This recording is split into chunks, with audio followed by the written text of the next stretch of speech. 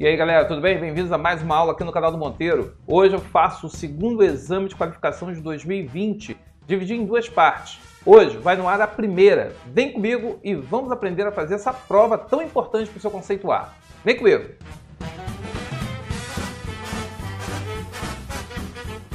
Meu nome é Sérgio Monteiro, sou professor de língua portuguesa e estou aqui tratando do projeto ERJ.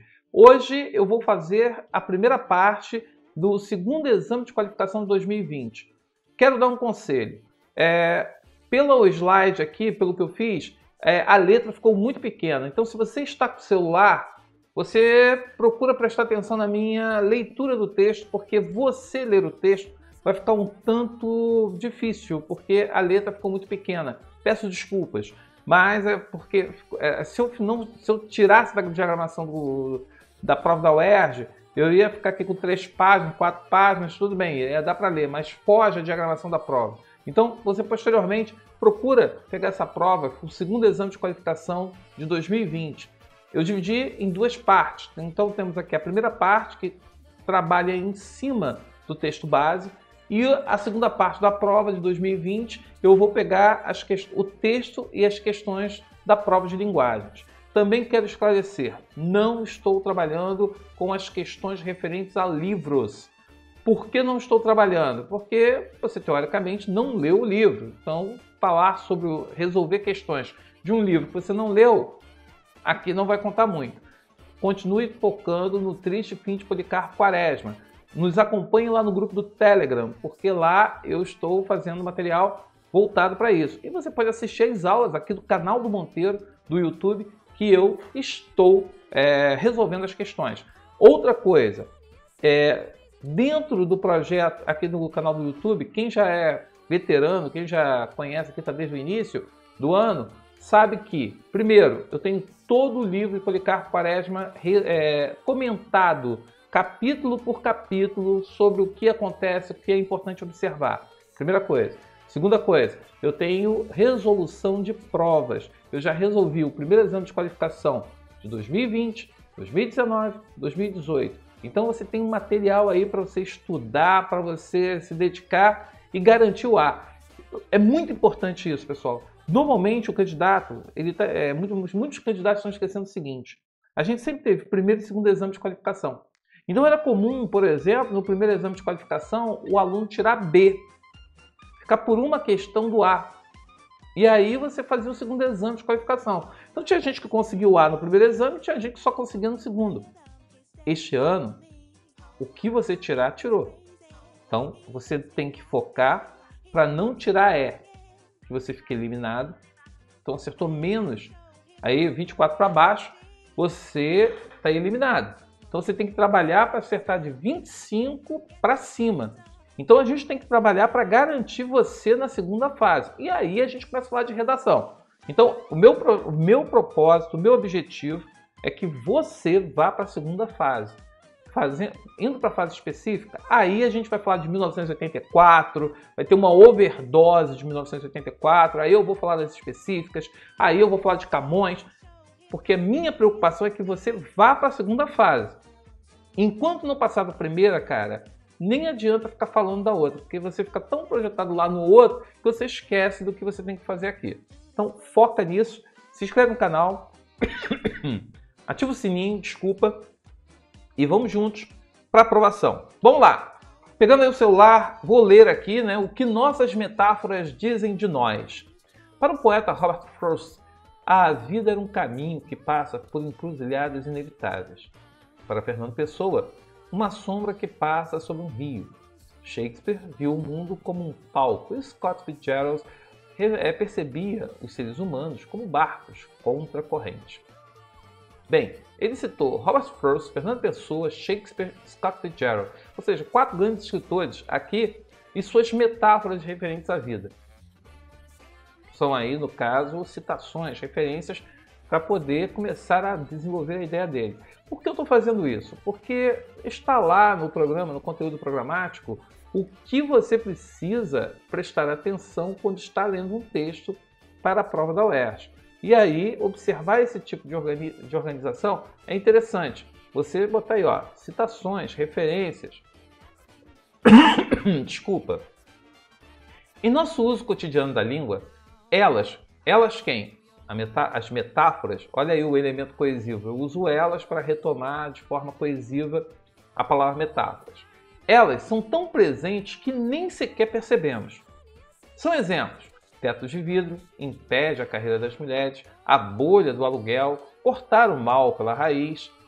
Considerada a forma por excelência da linguagem figurada, a metáfora às vezes é tida como um mero embelezamento do discurso. Então veja bem, ele cita situações, ele falou de autores, depois ele pegou exemplos do uso cotidiano da metáfora, e aí ele termina o parágrafo dizendo que a metáfora às vezes é tida como apenas um embelezamento do discurso, apenas para tornar o discurso mais bonito.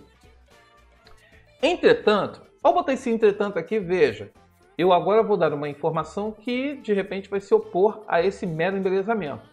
Entretanto, desde 1980, com a publicação do livro Metáforas da Vida Cotidiana, essa figura retórica recuperou seu protagonismo. Os autores, George Lakoff e Mark Johnson, mostraram que as alegorias desenham um mapa conceitual a partir do qual observamos, pensamos e agimos. Com frequência, são como nossa bússola invisível, orientando tanto os gestos instintivos que fazemos como as decisões mais importantes que tomamos. É muito provável que aqueles que concebem a vida como uma cruz e os que entendem como uma viagem não reajam da mesma forma ante o mesmo dilema. As metáforas são ferramentas eficazes e de múltiplas utilidades. Ao partir de elementos já conhecidos, nos ajudam a examinar realidades, conceitos e teorias novas de uma maneira prática. Também nos servem para abordar experiências traumáticas nas quais a linguagem literal se revela impotente. São vigorosos atalhos que a mente usa para assimilar situações complexas em que literalidade acaba sendo tediosa, limitada e confusa. É mais fácil para nós entender que a depressão é uma espécie de buraco negro e que o DNA é o manual de instruções de cada ser vivo. Então veja bem, ele coloca para a gente aqui que a metáfora funciona como uma bússola invisível. Aí ele faz aí uma metáfora para falar metáfora. Olha a metalinguagem aí, né? Uma bússola invisível orientando os gestos. Depois ele diz que aqueles que concebem a vida como uma cruz e os que entendem como viagem não reagem da mesma forma ante o mesmo dilema. Então, ele vai dizer que as metáforas são ferramentas eficazes de múltiplas utilidades. Então, ó, são eficazes e de múltiplas utilidades. E aí ele coloca, ao partir de elementos já conhecidos, ao partir de elementos que já conhecemos, no caso, metáforas são ferramentas eficazes, nos ajudam a examinar realidades, conceitos e teorias. Então, ó, ajuda a examinar realidades, conceitos, teorias novas de uma maneira prática. Ou seja, aquilo que seria complexo compreender, a metáfora acaba facilitando o entendimento. Também nos servem para abordar experiências traumáticas, que de repente se usa a linguagem literal, pode ser uma coisa não muito própria, e ela ajuda a fazer isso. Então veja bem, ele coloca aqui vários elementos que faz com que não seja apenas embelezamento do discurso. Então ele coloca outras questões. As figurações dão coesão às identidades coletivas, pois circulam sem cessar até se incorporarem à linguagem cotidiana. Há alguns anos, os psicólogos Paul Thibodeau e Lera Brodsky, da Universidade de Stanford, nos Estados Unidos, analisaram os resultados de um debate sobre políticas contra a criminalidade que recorria a duas metáforas. Quando o problema era ilustrado como se houvesse predadores devorando a comunidade, a resposta era endurecer a vigilância policial e aplicar leis mais severas. No entanto, quando o problema era exposto como um vírus infectando a cidade, a opção era adotar medidas para erradicar a desigualdade e melhorar a educação. Comparações ruins levam a políticas ruins, escreveu o nobre de economia Paul Krugman. Então aí, ó, veja que é mais uma situação, usa uma situação do cotidiano, uma situação factual para poder ajudar a desenvolver justamente aquilo que ele está procurando comprovar na sua tese. No campo da medicina, tem havido mudanças de paradigma no que diz respeito ao impacto emocional das metáforas. No recente seminário organizado pela Universidade de Navarra, Espanha, a linguista Helena Semino dissertou sobre os efeitos de abordar o câncer como se fosse uma guerra, provocando sensações negativas quando o paciente acredita estar perdendo a batalha. Mesmo que isso possa ser estimulante para outros, o erro, segundo a especialista, reside em misturar os campos semânticos da guerra e da saúde. Para corrigir essa questão, a linguista elabora o que chama de cardápio de metáforas, para que os médicos e pacientes enfrentem a doença de forma mais construtiva. Olha só essa questão da doença, né? Aí ele já levou para um outro campo, falou da violência da cidade, agora está falando da doença. E aí entra o fechamento, a conclusão. As boas metáforas nos trazem outras perspectivas, fronteiras menos rígidas e novas categorizações que substituem aquelas já destacadas. Então, fronteiras menos rígidas porque ajuda a compreender problemas e questões complexas. Novas categorizações porque faz com que você pegue expressões, termos que não ajudam e não acrescentam muito ao debate e expande, permite essa construção. Eu li o texto porque você vai ter 11 questões para poder fazer o texto, mas agora vamos à questão de fazer prova. Se eu estou fazendo prova, veja bem, meu amigo, eu tenho uma questão de linguagens para fazer e aí vem a questão, eu precisaria ler o texto como um todo? No caso, eis a questão. Considerada a forma por excelência de linguagem figurada, a metáfora às vezes é tida como mero embelezamento do discurso. É o fim do primeiro parágrafo do texto. Com a ampliação da visão sobre o papel da metáfora, ressalta-se a seguinte propriedade dessa figura de linguagem. A gente lê o texto. E aí o que acontece? Atua na organização de percepções do mundo. A gente viu isso no segundo parágrafo. O segundo parágrafo do texto mostra que, entretanto seja um embelezamento, ela permite ampliar as possibilidades de falar sobre assuntos traumáticos, assuntos que, de repente, se nós falarmos de uma forma, ela acaba, no caso, não tirando a metáfora, você acaba esvaziando, você acaba até tornando muito duro a compreensão. Então, ressalta-se, o que se ressalta é a seguinte propriedade dessa figura. Ela atua na organização de percepções, né, do mundo? Sim. Letra A seria a resposta. Agora diz aqui, ó, mas o que tem de errado nas outras? Induz ao esquecimento das experiências negativas. Veja bem, a metáfora dizer que a metáfora induz esquecimento, ele não fala da palavra esquecimento e não há essa indução. Ele permite que você fale de assuntos de uma forma menos impactante ou até se tornando menos difícil a compreensão. Então não é uma questão de esquecimento de vivências negativas, não é essa particularidade. Isso daí, falar de experiência negativa, você tem no terceiro e quarto parágrafo, quando se fala primeiro da questão da violência nas cidades e a outra a questão do câncer. Mas não seria isso. O segundo parágrafo já aponta para que seria a resposta. Delimita a fronteira entre saberes comuns e científicos, não só no uso cotidiano, ele não fala científicos apenas, também científicos, mas aí, né, ele não tem essa fronteira, ele facilita a compreensão tanto de um quanto de outro e possibilita o contato entre concepções e culturas distintas. Veja bem, o contato entre concepções e culturas distintas tem essa questão cultural, tem essa questão justamente de fatos do cotidiano, fatos da ciência, mas não são culturais distintas, são concepções sociais, concepções do dia a dia, do cotidiano. Então aí, ó, letra A seria a resposta dessa questão, que está lá no segundo parágrafo, a comprovação. E a gente pode até voltar aqui no texto, né? As boas metáforas, no último parágrafo, as boas metáforas nos trazem outras perspectivas, fronteiras menos rígidas e novas categorizações que substituem aquelas já desgastadas. Então, quer dizer, a percepção do mundo torna diferente através do uso das metáforas, das boas metáforas. Então, seria essa a resposta da 1. E aí vem a questão número 2. Na questão número 2, ele coloca o seguinte: Identidade, 1992, é um samba de Jorge Aragão. E diz o seguinte: elevador é quase um templo, exemplo para minar teu sono. Sai desse compromisso, não vai de serviço. Se o social tem dono, não vai. Quem cede a vez não quer vitória.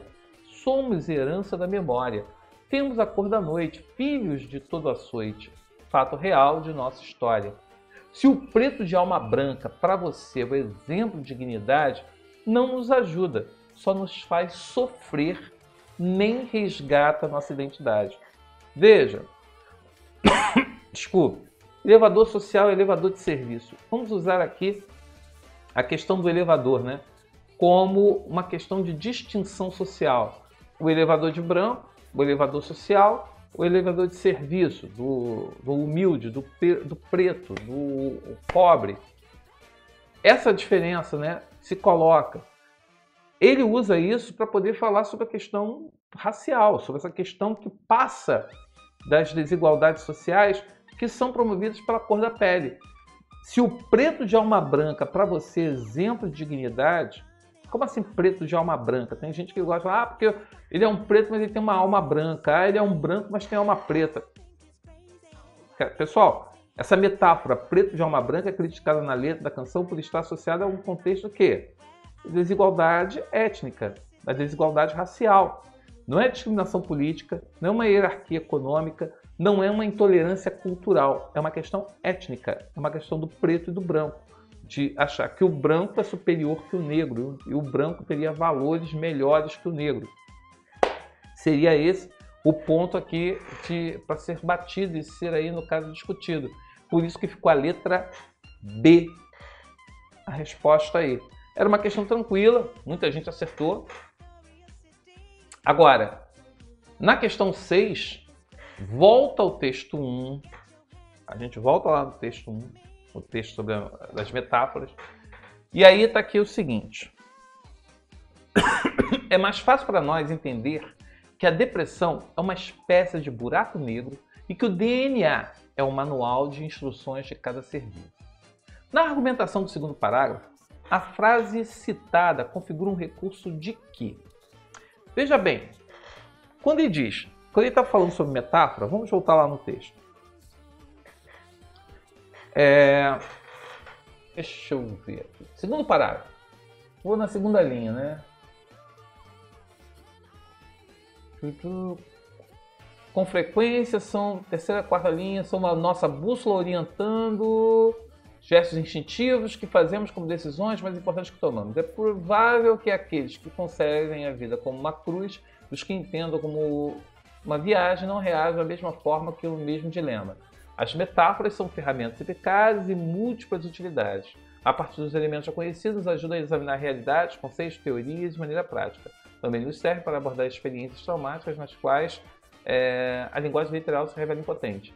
São vigorosos atalhos para a mente. Ele está falando sobre. Aí vem que é justamente a frase que fecha o segundo parágrafo. É mais fácil para nós entender que a depressão é uma espécie de buraco negro e o DNA é o manual de instruções de cada ser vivo. Ou seja, ele foi falando sobre a metáfora, por que a metáfora é usada e como a metáfora é usada para poder facilitar o nosso entendimento. E aí, quando ele fala sobre a questão da depressão e a questão do DNA, são exemplos que ele faz para poder configurar o discurso dele. Ele está construindo a argumentação e ele fecha, é a última frase do parágrafo, é o que fecha o parágrafo. Como está fechando o parágrafo, ele está justamente usando essa frase para poder caracterizar essa questão de como a metáfora ela pode ser usada para facilitar o contexto comunicativo e facilitar a compreensão sobre o que é falado. Então ele não está enfatizando, se ele estivesse enfatizando, ele estaria repetindo uma ideia, repetindo uma palavra. Não é causa, porque não é uma relação de causa e efeito. Para ser causalidade tinha que ter consequência. Ele está dando exemplos. E não é conceito. Conceituação ele acontece no início, meio do texto, do parágrafo. Não aqui. Então, conceituar é definição. Então, não é definição. Então, só pode ser a letra D, exemplificação. É um exemplo que ele está dando. Então, é letra D. A galera também acertou essa questão aí, hein? 8. Vamos lá. No texto apresenta-se o princípio que estrutura as metáforas por meio da seguinte palavra sublinhada. Olha só. O princípio que estrutura as metáforas. E aí, qual é o princípio que vai estruturar aí, no caso, as metáforas? Ao examinar realidades, conceitos e teorias novas de uma maneira prática. Pessoal, ele está falando de conceitos, teorias, então conceitos, teorias não seria a metáfora. A metáfora não seria a teoria ou conceito de uma forma prática, de uma maneira mais prática. Não seria uma teoria. B. Situações complexas em que a literalidade, ser literal é ser real. Literalidade é o oposto à metáfora. Ser literal se opõe a ser subjetivo, metafórico. Então não pode ser. Teoria também é conceitual, não seria metafórico. Comparações ruins levam a políticas ruins. Comparações, pessoal, toda metáfora é uma comparação subjetiva. Então a palavra comparações seria a resposta aqui. E na letra D, no campo da medicina, tem havido mudanças de paradigma. Olha só, mudanças de paradigmas estão ligados à realidade. E a metáfora ela não é literal, ela não é real. Portanto, letra C, a resposta. Pessoal, essas daí são as questões em cima do texto base. Eu aconselho você dar uma olhada, questões de português, porque vai acontecer muito isso. Eles vão destacar fragmento do texto, eles vão montar opções assinalando palavras. Então, assim, procura prestar atenção para ver se você realmente precisa ler o texto. Muitas vezes o aluno tem dificuldades nessa questão da leitura. Então, eu sugiro. Está lendo o texto? Vamos lá. Está lendo o texto? Qual é a ideia do primeiro parágrafo? O que aparece? Ele contextualizou? Ele te deu exemplo? Ele fez citações? Então você bota do lado, tem citações, exemplos, analogias. Segundo parágrafo, como é que o segundo parágrafo se coloca em relação ao primeiro? Ele termina com uma afirmação, o primeiro parágrafo. Então o segundo, ele começa com uma conjunção que faz justamente o quê? Um contraponto àquilo que foi dito no final do primeiro parágrafo. E aí, para ele continuar dando a sequenciação do texto. E aí ele vai citar uma série de questões, uma série de conceitos, teorias, e vai terminar dando exemplos. Então, vai escrevendo do lado para que você, no momento que for fazer a questão da prova, você entenda qual o caminho que você deve seguir. Pessoal, é treino, é repetição. E vamos treinando aqui. Deixe seu like, faz comentário, vamos fazer uma troca. Entra lá no Telegram é troca o tempo todo. E já botei uns 6 temas de redação lá sobre 1984, tá bom? Entra no Telegram e me busca lá. Ok? Meu nome é Sérgio Monteiro, estamos aqui resolvendo o projeto UERJ. E eu espero você no próximo encontro. Até lá!